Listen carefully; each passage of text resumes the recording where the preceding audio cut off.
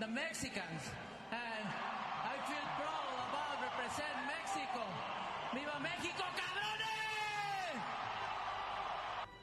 Welcome to New Day with SSJ on Sports Radio 810 WHB. What in the wide world of sports is going on here? Spartans! What is your profession? Are you not entertained? Are you not entertained? Is this not why you are here?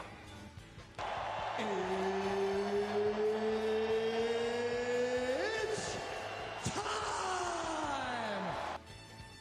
New Day with SSJ is presented by Walker Medical Linen Services, locally owned and operated, and HLAC certified to the highest standards. Walker has partnerships with hospitals, surgery centers, and medical clinics in and around the metro area.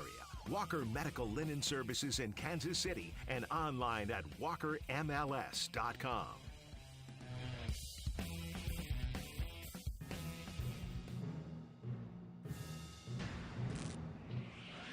It's the final of the men's 400 meters. Let's go! And you already see Jareem Richards on the outside going out extremely quickly. So has Samukonga third from the left. Keep your eye also on Karani James, who's just about dead center of your picture right now. It's Karani James and Matthew Hudson-Smith who are running the best backstretch and now the turn. But look at Jareem Richards, who has the experience of the 200, but watch Hall. He's fading badly at this point, Lee.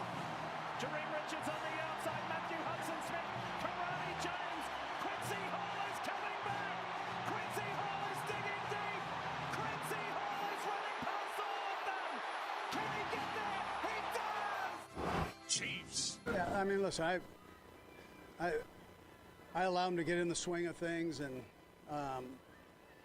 you know, the ones know how to do that. Both sides of the ball, they know how to go about doing that, and you know, but somewhere you got to get on there and shoot, and so it gives him an opportunity to do that. I'm extremely excited. I mean, obviously for me to go out there and play with these guys and showcase what we have the ability to do, but to learn from our mistakes too. I mean, you want to go out there and play for real and play against someone else. I'm tired of going against Spags and every defense known to man. And so I think just going out there, letting the guys play, make decisions under fire, and have them make those right decisions and learn from the mistakes after. The Kansas City Royals. Notable. Oh! Did he get it? Hooking into the corner. Gone. Number 21. And two batters into the bottom of the first inning, and the Royals have scored more runs against Crawford tonight than they did in 7 innings last month. Junior is on deck. And Massey lines it to right field for a hit. Here's Melendez. Ref Snyder did not receive the ball well, and that might be the difference in the play at home plate. Lined up the right field line. That is a fair ball on an 0-2 pitch. Garcia scores. Massey scores. Junior is driven in 3, and the Royals have regained the lead. And now Vinny deep into right field and gone.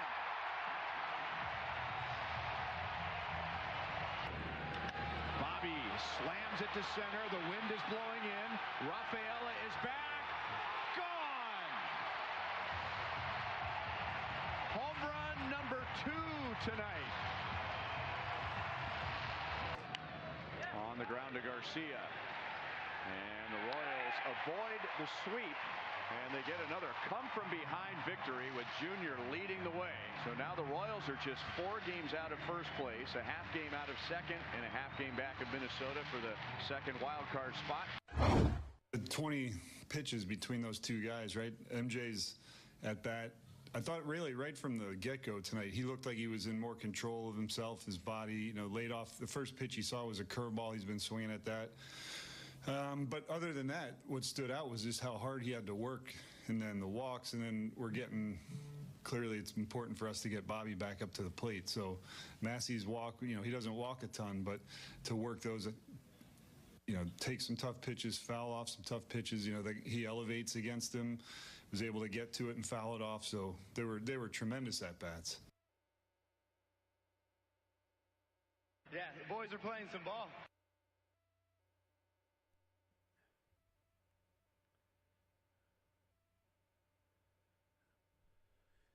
Well, that boy is playing some ball, that's for sure. That one, that Bobby Witt Jr., that's an MVP caliber player right there, ladies and gentlemen. That is a baseball player that is picking up a team and putting it on his shoulders, which is hard to do in the sport of baseball. Hard for one guy. Yeah, how about that? The boys are playing some ball, huh? But it's not just Bobby Witt Jr. He's just by far their best player and the best player possibly in all of Major League Baseball. And this team has a very, very, very legitimate shot at playing in the postseason this year. This is a real thing. And I'm going to tell you why this morning. Good morning, Kansas City. This is New Day with SSJ. But maybe we should say New Day without SSJ for just another couple days. My name is Nate Bukaty, former co-host of Stevens on a show called The Border Patrol, now contributor to New Day with SSJ. Happy to be here today, filling in. I was here yesterday, here today. I leave town again today, so Todd will be back tomorrow to close out Stevens' week of vacation.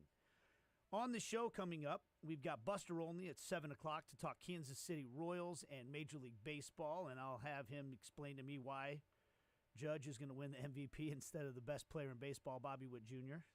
But we'll talk about other things, too. We'll get a Chiefs training camp update from Pete Sweeney at 7:30. They're really going to come in, even though I'm here? These guys are really going to show up at 8 o'clock? Yeah, they did. They said at least it's not Lebo. Well, there you go. See? Hey, you got that a positive spin. Sherman Dietz. I'm excited to see those guys. Haven't seen them in a while because I haven't been in on a Thursday in a while. They'll be in at 8 o'clock. And Jesse Newell coming to the studio, huh? All right, Jesse Newell takes me to school. That'll be fun because we talk Chiefs mostly with Jesse, but he's the kind of guy that you can dig into the weeds on advanced statistics with the Royals. He might be able to give me a little college football, Kansas football thoughts, as that season's right around the corner for everybody. Jack of all trades. Jesse's he's a very learned man, so we can talk about a lot of things with Jesse, but we'll obviously keep a lot of the focus on the Kansas City Chiefs, who are just a couple of days away from their first preseason game. All right, Jake, I said I'm going to tell everybody why this Royals team really is a contender to go to the playoffs. I'm all ears, buddy. Mentality. I know you're a big mentality guy. You have a podcast about mentality. I'm a little mental, yeah. In many ways. You ever hear people use the phrase, I hate losing more than I love winning? Have you ever heard any, sometimes it seems to be a thing that is popular.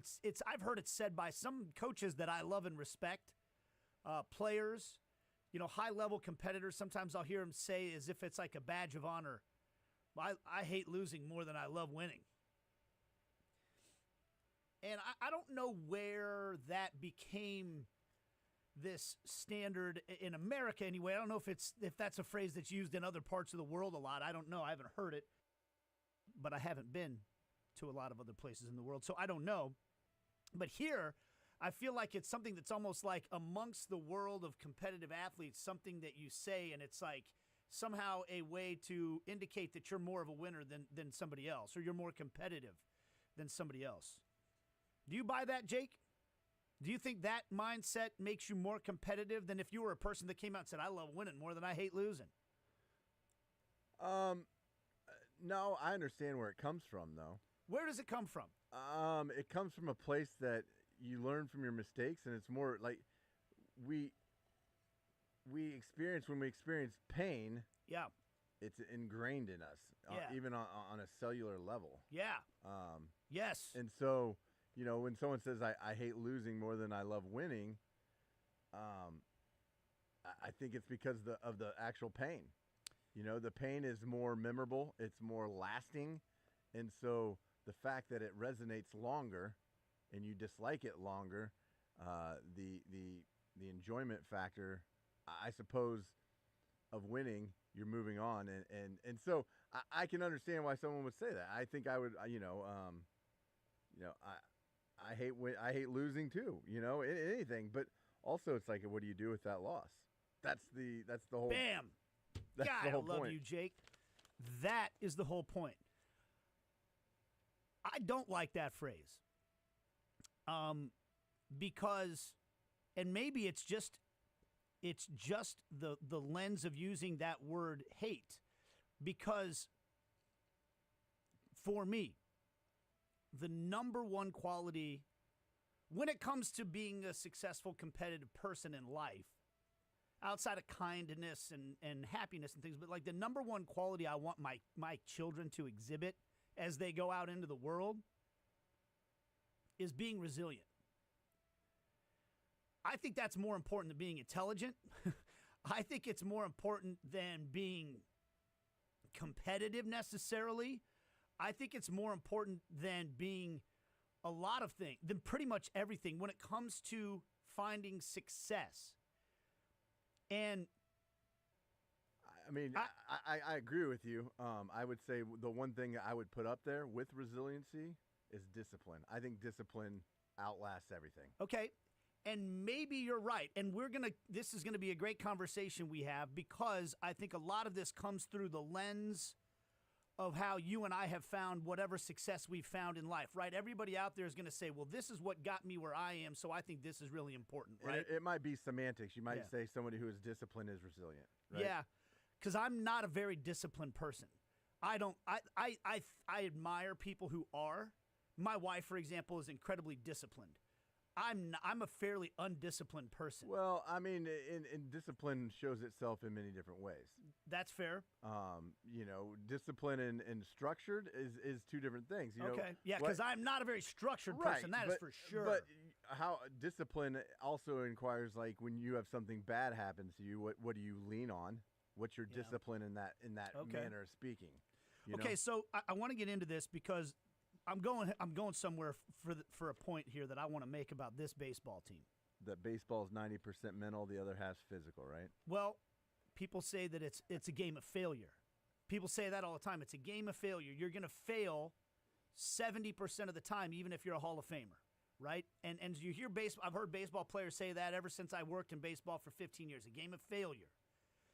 And how do you handle the failure? How do you handle the losses? How do you handle that idea that you hate losing more than you love winning? Well, how do you handle it then? This baseball team is resilient. In games and in the season, they are resilient. We've talked about this before. They've had one 4-game losing streak all year long. No more. They haven't had any more than a 4-game losing streak all year. They've had a plethora of 3-game losing streaks. But they never let them turn into a waterfall of losses. You know, there's an adage Mark Mangino used to say to me all the time: don't let one loss become two. Don't be so busy beating yourself up over the last loss that then you lose focus on the next game, and now you've lost a couple in a row, and then it starts to snowball on itself. This team doesn't do that. That was a tough loss the night before. They kind of shot themselves in the foot. They let one get away in a big game against the Red Sox with one of their best pitchers on the mound. And they bounced back yesterday, and early in the game, they make another mistake, and they fall behind. And the guy who made the mistake made a mistake the night before, and he gets up and draws a massive walk on a 9-pitch plate appearance. And then Bobby Witt Jr. goes and does what Bobby Witt Jr. does, and they win that game. That's a resilient baseball team. And I'm going to stick with me because I'm going to go on a little bit of a rant here, but it's something that I spend a lot of time thinking about, particularly at this stage in my life when I'm raising children who range anywhere from 14 to 4 years old. And what are the types of things that I hope to help them learn and values I hope to help instill upon them. And the part about being resilient is something I think about all the time. And how do I communicate that to my kids? How do I help them become resilient people? Can I? There's the old adage that adversity doesn't build character, it reveals it. I would argue it does both, but it only builds character if you have character in the first place to take something terrible and turn it into something positive. And I watched my son get into skateboarding. which is something that I knew nothing about and honestly had little, if any, respect for. It wasn't my thing, never was. I wasn't interested in it. When the X Games would come on, it'd be like, okay, look at those guys. That's crazy that they're even doing that, but whatever. And watching my son go into the skate park, watching these kids skate, and then all of a sudden getting a chance to talk to some adults that have been like high-level skateboarders that competed at it and things like that. Watching my son do things that I would never do. Get on top of a piece of plywood that's screwed down to a couple of tiny wheels and drop into a concrete bowl that's 20 feet deep? No. I've stood at the top of that thing. I'm never doing that. Even when I was younger. Now, of course, I would be in the hospital immediately. But even if I was, like when I was younger, I wasn't interested in that because, I mean, I've seen my kid smack his face on the concrete, break bones, trying to do these things. And when I was talking to one of these older skateboarders, a couple things that he said to me really stood out. Number one of the biggest things you got to learn how to do in skateboarding is learn how to fall. Learn how to fall.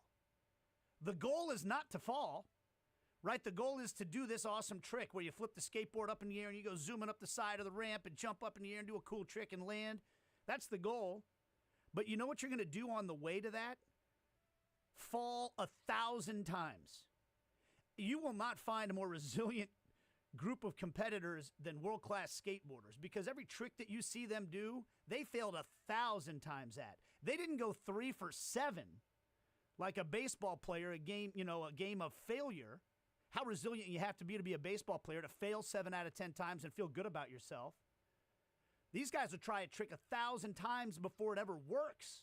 They'll fail 1,000 times before they get it right, and they just keep doing it. And then they can do these amazing things. But part of it is you got to learn how to fall because when you don't land the trick, if you don't fall properly, you're going to break your leg.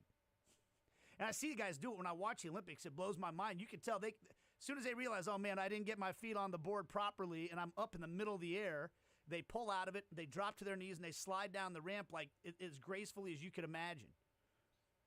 I was on a Zoom call with a coach. I'm getting ready to do a game in Orlando tomorrow night, and I realize that you're listening right now, and the team, you don't care about Orlando City and MLS most likely, but just stick with me on what the coach said to me. The coach of that team is an accomplished coach, has won a lot in a lot of places, and his team got off to a terrible start this year, but they've rebounded, and now they're playing great. And so when I was talking to him, I was asking him, how do you do that? You guys had such a great year last year, big expectations this year. You're losing like crazy at the start of the year. Now you're winning. And he said, one of the things I've had to really learn how to do in my career is learn how to lose. And I know you're not supposed to say that because you're never supposed to accept losing. But I've had to learn how to do it because it's an inevitability. And so we've got to get through it. We've got to learn from it. We got to learn how to handle it and not be afraid of it. And that's the thing I don't like about that phrase, I hate losing more than I love winning. It's like, well, that's not a winning mentality. That's a not losing mentality. I'm afraid of this loss, or I don't want to feel this. Okay, sure.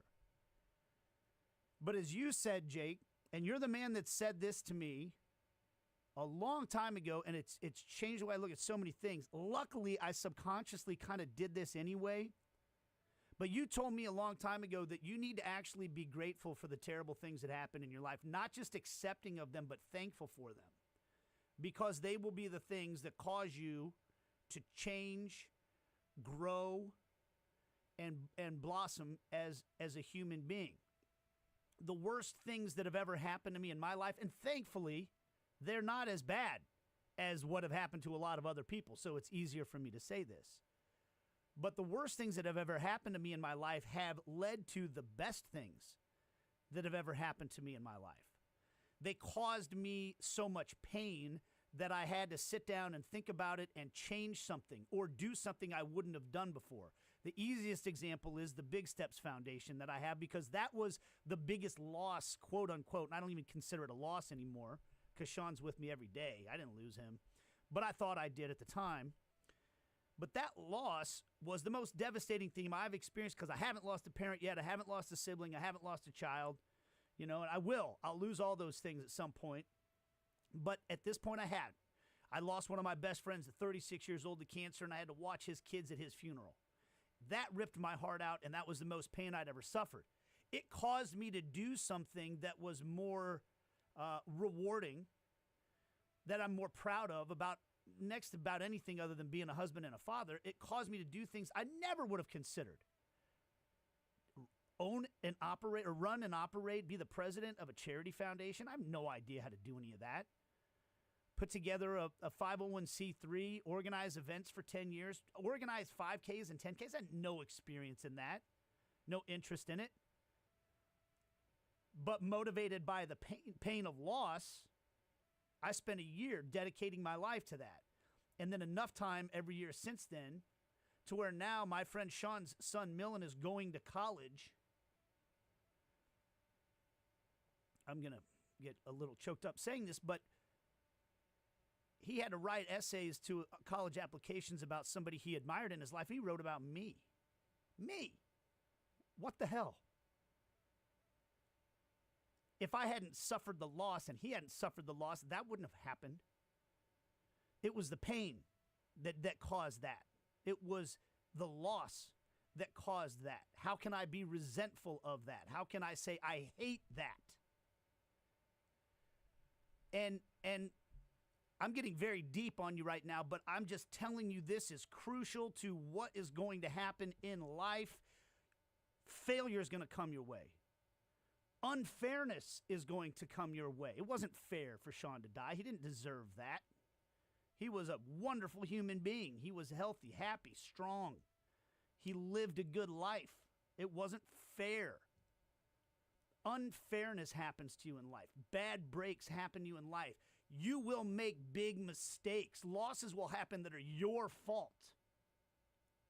Trust me, I've got a lot of those on my list. A lot of them. But can you learn how to fall? Can you learn how to be a person that when those things happen, you can get back up and go again? Get back up and go again. Like a skateboarder. 1,000 times in a row if you need to. This baseball team, it's hard to find that in an individual sometimes, let alone in a collective, in a group that believe in themselves enough to go, yeah, we lost last night and that was a tough one. Let's get back up today and go again. Let's go win tonight. Yeah, we made another mistake after we lost a game because of mistakes last night. Let's get back up and go again. We go again. We go again. We keep going. And I'm just telling you guys, we are lucky enough to have been in this town long enough to see winners of the highest order and losers of the highest order. I traveled with this Royals team for 4 years. They lost 400 games over that span of time. 400 losses. You want to talk about learning how to lose. But, and I've seen this team win a World Series, right? We've seen the Kansas City Chiefs win World Series. We've seen national championships in this town. We have seen winners. We've seen losers.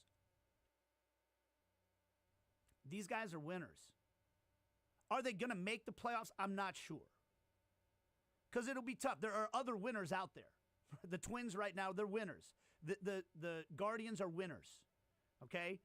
There are other, this is Major League Baseball. There's a group of highly competitive, uber successful. If you get to the major leagues, you're a winner at some level.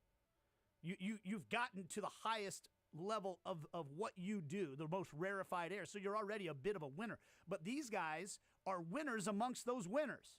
This baseball team, these guys are good.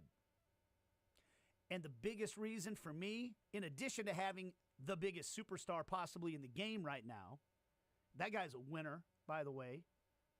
He struggled early in his career and just got up and went again. Right? It wasn't just all sunshine and roses for Bobby Witt Jr. at the start of his career.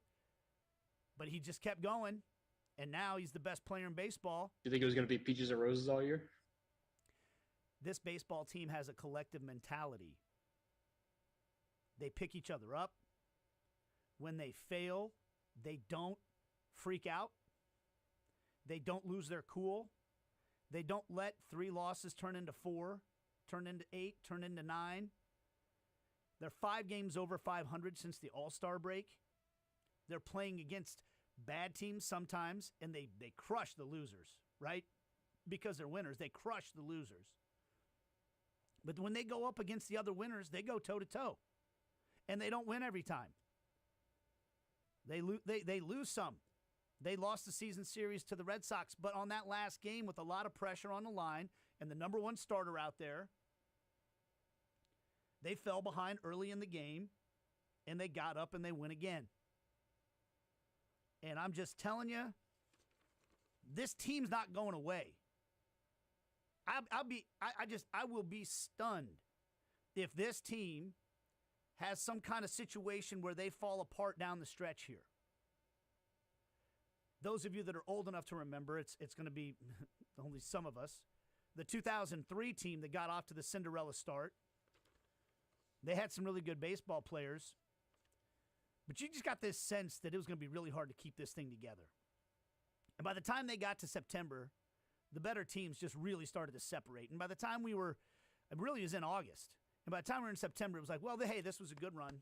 Finished 4 games over 500. Maybe next year they'll take a step forward. I don't think that's happening with this team. I just don't. I think they're inspired, by the way, by Bobby Witt Jr. and by Salvador Perez. With those 2 guys, they have confidence that there are 2 guys out there that are in control of the situation. We'll be all right. We've got these guys. And you could hear the comments from Michael Massey about the walk he drew. He's like, look, I got Bob hitting behind me. He calls him Bob. I like these. I got Bob hitting behind me. They're not going to they don't want to pitch to him. And that all of a sudden gives him more confidence to go work a 9-pitch at bat and get on base. And that they've got that, but they've got a mentality. We talked with Scott Sharp yesterday about it. They like each other. They play hard for each other. But it's not just that. They're resilient. They know how to fall and then get back up and go again. And because of that, I think we're going to be in for a really, really fun late summer and fall. And I'm excited to watch the game again tonight. They're fun to watch. They're easy to root for. Except they're off tonight. Oh, yeah. Sorry. Good. I don't have to watch them tonight then. Redbirds in town tomorrow. 2 games against the Redbirds and then a trip to Minnesota. And how big is that going to be? Massive. Because they haven't played. They haven't played well against Minnesota so far. Minnesota owns them. So far. We'll see. All right, we're going to take a break. We're going to play some sound from the game last night. Thanks for letting me go on that little rant right there. But I just say, I don't hate losing. In fact, in some ways, I love it. Because it helps you grow. It's a learning experience every time. And if you're not afraid of it, you get up and you go again. And the Royals did that last night, and I think they showed a lot of character. What you have in Buddy, you have a guy that's just obsessed with losing. And how did that work out? Maybe this will, like when you're on those skateboards, maybe this will be the time I land that trick. This next one. How ridiculously optimistic do you have to be about life to fail 100 times at something and think this is going to be the time it works? And I love that. We'll take a break. Back after this on Sports Radio 810 WHB.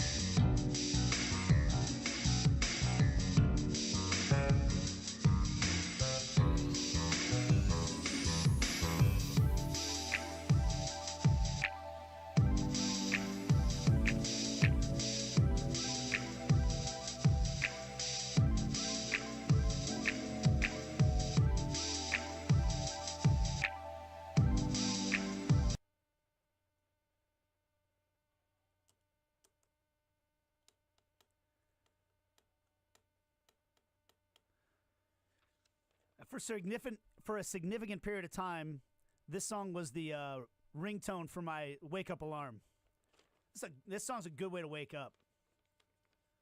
Get yourself on the right foot. Welcome back to the show, everybody. Nate Bukaty along with Jake Gutierrez here. It's New Day with SSJ. He's on vacation. If you were listening to the show yesterday, Scott Sharp, when he was on with us, I was asking him about how Bobby Witt Jr. just never seems to put it into middle gear. He runs out every ground ball. He seems to take every at-bat with the intensity of a playoff game. And Scott Sharp's quote I thought was great. He said, I've never driven a Ferrari, but I'd imagine it's hard to drive one 15 miles an hour. It wants to go fast. Last night, Bobby Witt Jr. was having one of those Hall of Fame type games. And I looked down at my phone. I had a text message from Scott Sharp, and it was just a picture of a Ferrari. I have driven a Ferrari before. Have you really? Yeah. Oh, wow. And it is really hard to go 15. It wants to go fast. Yes. Yeah. I mean, getting it out of first gear it's hard to drive it. I'll bet. I mean, it's I'll hard. bet. I would love to. I grew up driving a stick shift, but it was a Chevy S10 pickup, so not quite the same. I grew up on a stick shift as well, but it was a Toyota Corolla station wagon. Not the same as a Ferrari. But I drove a Ferrari, and it was. Wow. You sound like you're about to blow the engine. Like you have to. I mean, you're going 5,000 RPMs trying to get it out of first gear.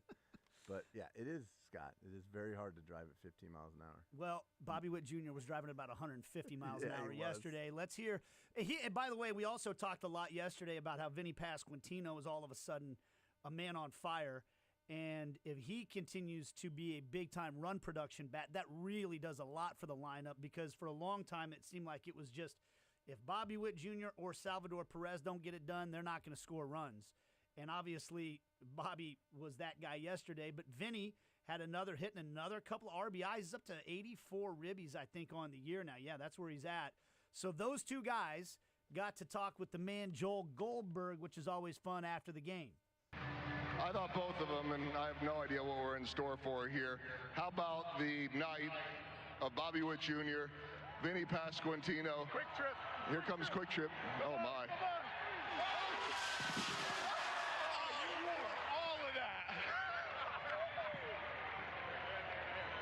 Look at this. Here, you can keep it. What is this? Brought to you by. Well, my broadcast colleague up there, Ryan Lefevre, says can't beat fun at the old ballpark, and tonight certainly was fun. I don't even know where to start. The two of you guys both now have 84 RBI on the year, tied for fourth in the major leagues. How about we keep it real simple like this? What's it like watching Bobby on a night where he hits 2 home runs and a crushing double? He's a very good player. That's pretty much what I think the whole time, is just like, wow, now I get to go up and try to do something. So that's, All right, well, how about for you? You cross the plate, and then you get to watch him. And I don't know that there's anybody hotter over the last week and a half than Vinny. What are you seeing from the Pasquatch? It's awesome seeing what he's doing at the plate right now. I'm just trying to get on so he can score me and get some more RBIs. But it's great. He's putting in the work before the game, and it shows. So it's a lot of fun to be a part of and just kind of get these things going. I think I hear some MVP chants going. There have been a lot of Bobby chants. There have been a lot of Vinny. Here it comes.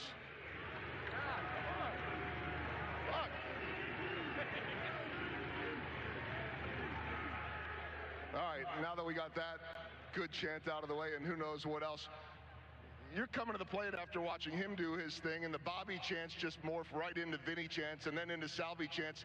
It flows really well. When this place is rocking, how would you describe it? Yeah, it's great. More importantly, we've got the crosstown rivals coming up on Friday, Saturday, so I'm expecting this place to be full when we look around. So we're excited for that. This place has been packed, and we're pumped for more. All right, Bobby, we'll give you the final word. A nice off day, St. Louis tomorrow. But you guys have been so focused on day-to-day, yet Vinny was talking last night about how we know who we're playing. We know how important these games are. How important are these games? How important was tonight? Yeah, it's huge. Just doing the little things. Michael Massey, a great at-bat to draw a walk there, and whatever inning that was, and then just the little things. We do those things right, we're going to be in a good spot here soon. Big walks from Michael, from MJ, and from everyone, and 6 combined RBI from these guys. Take the QT, big Q, and we will see you guys back here on Friday. Bobby Witt Jr. and Vinny Pasquantino. I like how Vinny and Bobby they held Joel in place. When you hear that, here comes the quick trip for the Salvi splash. They held Joel there, so he had to take the Salvi splash with him. Joel's been taking a lot of them. Yeah. Salvi did it to him last week. Yeah. Too. Hey, I bet she doesn't mind. No. It's so much more fun than covering a team that's who losing. does mind that A2? Yeah. That earpiece might be. That mic and that earpiece. Electronics right. and water usually do not mix. The AV guys, but you know what? For those who don't know, the A2 is the audio person that stands down there on the field next to Joel to make sure that his headphones are working, and mic's working, microphones working, all that stuff. Very important people. It's audio is one of the hardest parts of television, ironically. What else? Do we want to play any more? We want to take a break here? Yeah, let's take a break. Take a break. We're going to talk a little Chiefs training camp because we can get back to baseball with Buster Olney at 7 o'clock right here on New Day with SSJ.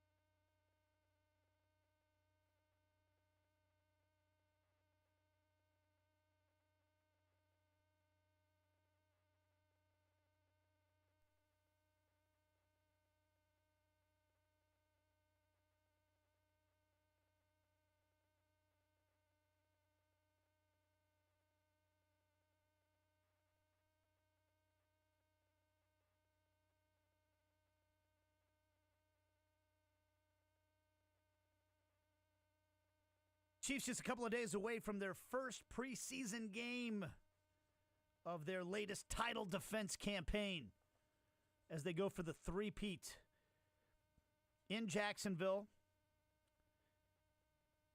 It's going to be humid. And wet. And wet. I think there's a 100% chance of rain.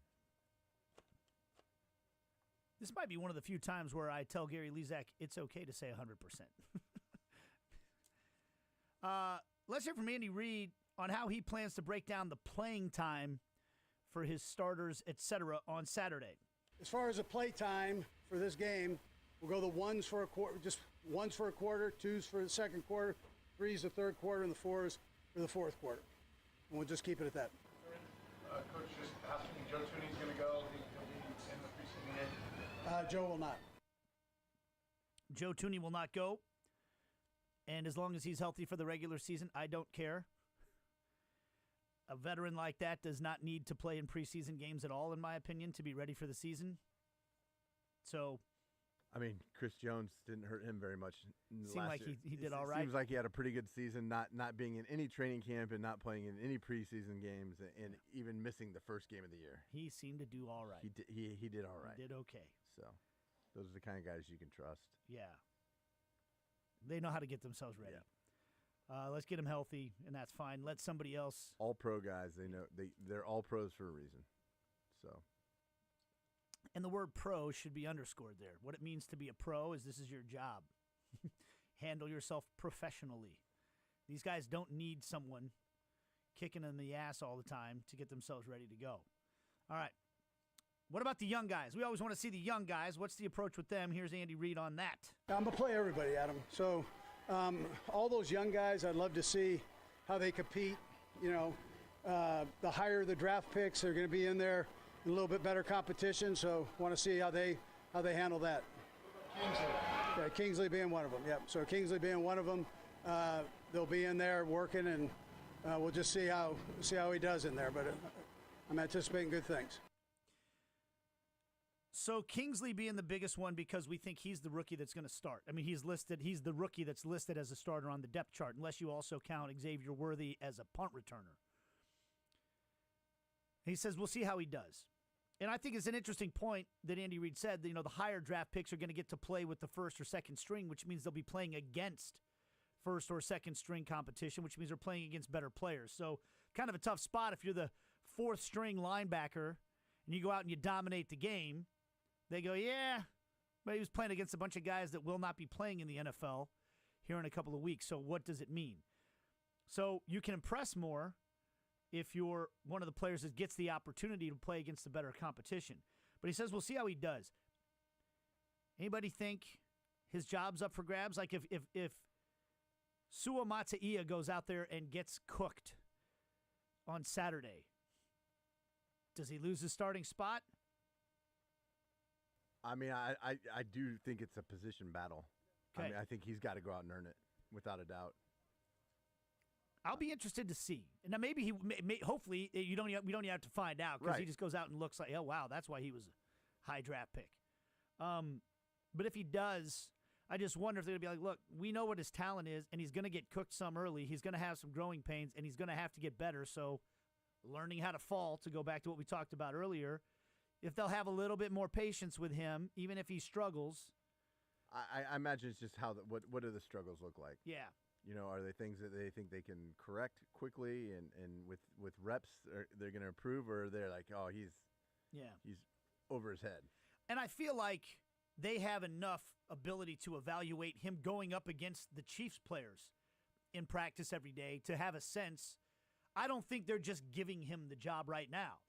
Like, I don't think they're just going, well, we have no idea if this guy can play or not, but let's put him out there as the starter. I think they've seen enough from him to go, we think he's good enough to be our starter. Now let's see him against live competition. What about Patrick Mahomes? I feel like most of us believe that if you put him in a glass case and didn't let anyone touch him for the next month, that would be great. He'll be great. He doesn't really need these preseason games as much. How much is he going to play? Yeah, I mean, listen, I allow him to get in the swing of things, and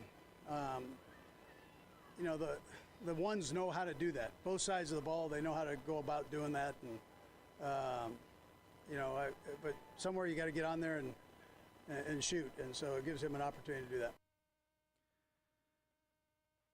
There's little things you can pick up when Andy Reid talks, because he doesn't like to say much, right? He doesn't, on camera to the media, he doesn't want to really give much away. And sometimes when he does, he just makes a little statement that says a lot, the opposite of how I operate. I say a lot without saying much. Like when he said, "We don't spend a lot of time around here with puppets." That was it. He didn't go on a long rant. That was the one line. I allow him to get in the swing of things, I think was the way he put it. I just jotted it down. I think I might have got it. I allow him to get into the swing of things. Patrick Mahomes wants to play in these preseason games. I took from Andy Reid's comment there, he's not so crazy about it. But Mahomes wants it, and if my quarterback feels like it helps him get ready for the season, I'll allow him to do it. I'll let him go out there and play a little bit. Can we play it again, Jake? I'm sorry. I just want to make sure I got that phrasing right, because I just thought that stood out to me a little bit. Yeah, I mean, listen, I allow him to get in the swing of things, and there you go. That's it. I allow him to get in the swing of things. Not I'm pushing him out there. Hey, no, you need these reps, young man. I need you to go out there for the first drive so you can get in the swing of things. No, I allow him to. Come on, coach. Give me a drive. That says something about Patrick Mahomes right there, right? He wants to be out there getting into the swing of things, even though he probably doesn't need to. That's the way Patrick Mahomes operates.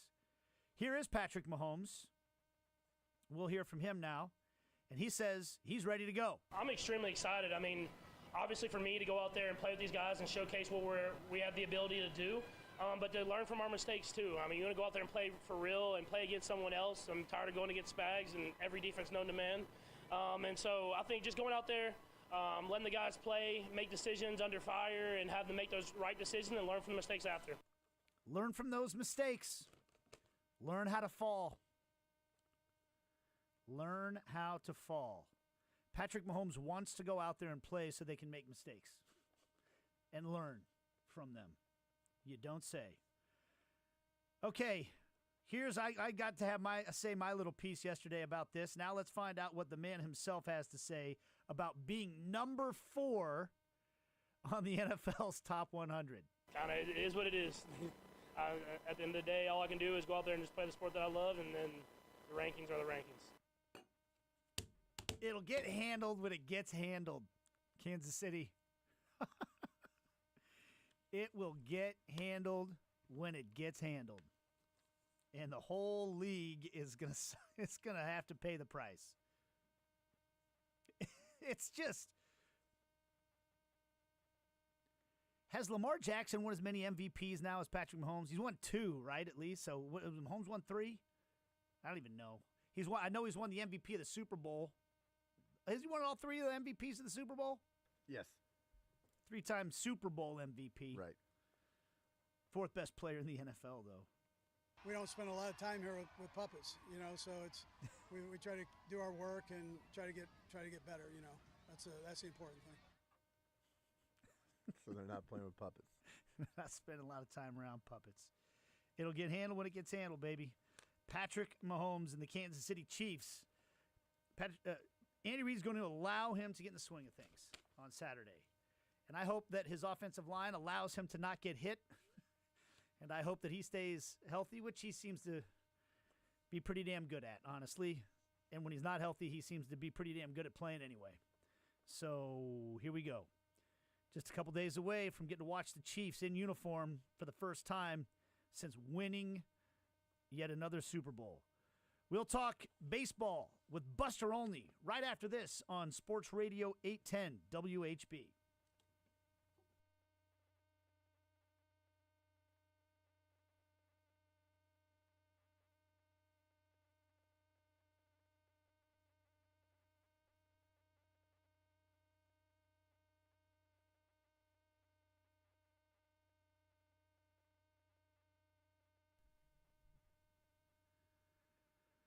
Nate Bukaty here for Aesthetic Care Med Spa and Wellness.